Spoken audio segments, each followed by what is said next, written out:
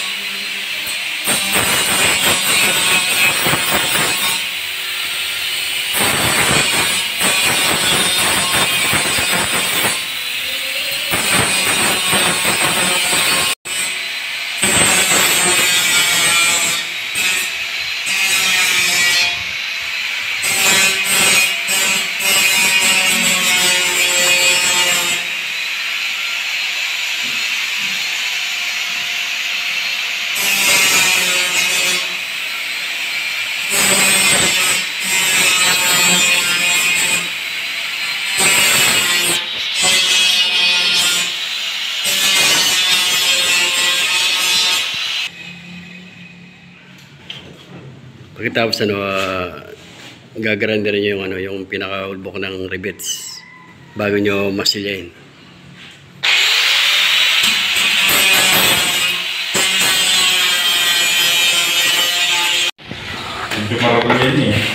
Ito pa lang yung gap ng Ardiplex o fiber cement board. Talagyan namin ng gasa at epoxy. ANB epoxy ito. Ito yung gasa. Tapos ito yung ANB. Pag titiplayan ng yung dalawang ito. Tapos magiging ganito yung kalalabasan niya. Yan ang pagmamasil niya sa epoxy muna. Bago yung yung pang-finish na masilya.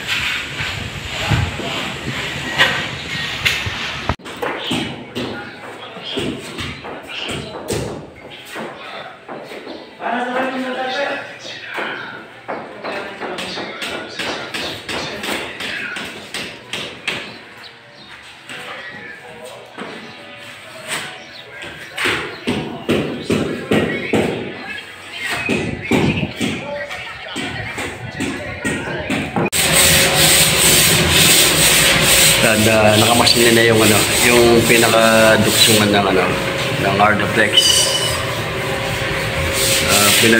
Pinagmasilya ay skim coat. Pagkatapos ng epoxy ANB,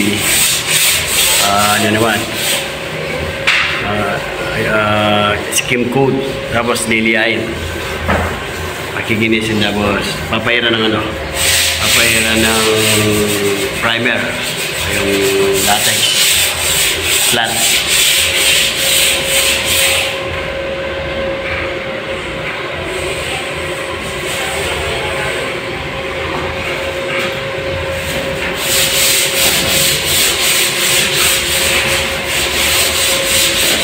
Yun, parang yung pagpintura ng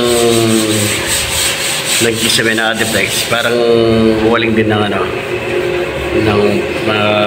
bahay. Ano lang yung pagmasilya nila. Siyempre yung fiber cement board, yung Ardiplex ay parang semento din, kaya fiber cement. Mayroon lang siyang fiber, yung ibla. Pero katulad din ng semento yung pintura.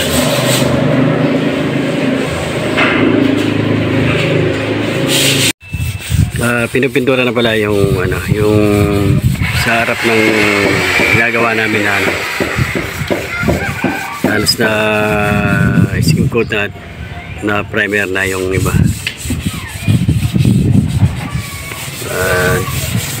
Tapos meron ng konting na-fight na pintura na kulay gray. Sasabay na lang yung expander at yung kulang na yarahan maliit.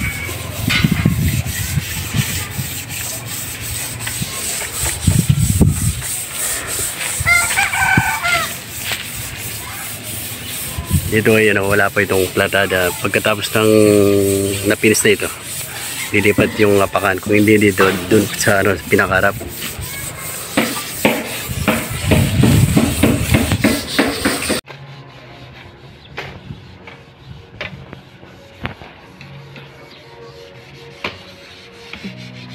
Yan, halos na.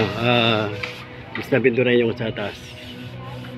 At yung liniliya pa yung yung pinaka ilalim niya para mapintura na. Ito pala yung kulay ng gray na light gray. Light gray na ng Davis. So, naka-stone na yung mga spandrel dito sa gilid ng kulada or eaves. Tapos na naman paikot kapag naalis na yung mga apakan dito. So, ginahit pa lang pagmasilay ay skim coat.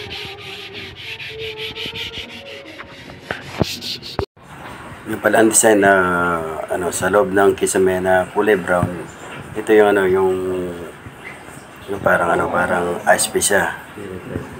Ang ginagamitan na yan ng wood stain na meron siyang ibang kulay. Meron siyang maple, mahogany. Yan, basta parang brown. Wood stain yan.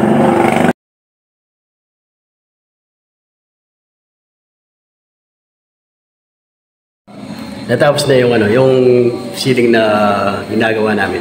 Napintura na. Ito yung pinaka-design niya dito sa gitna. Ay sa gilid. Meron siyang parang wood look. Tapos may pin light na tatlo. Alam lang siya, plain lang na isame. Meron pin light sa gilid. Tapos na meron din design. Tapos may center light. Simple lang yung pinaka-design niya. Buti lahat yung gusto ng nagpapagawa. Sa white white na finish na.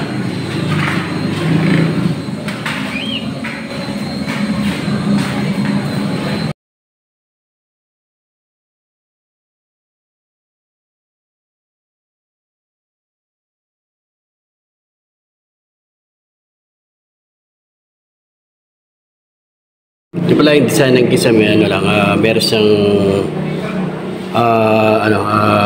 meron siyang aspi na woodlock yung pinaka design niya, pinaka pintura niya. Tapos meron siyang tatlong pin light. Tapos white lang yung yung pinaka gilid niya. Tapos meron siyang pin light na tricolor. Meron siyang white. Meron siyang parang yellow, parang dilaw. Tapos meron siyang warm white. Tatlo yung kulay ng ng ilaw ng pin light.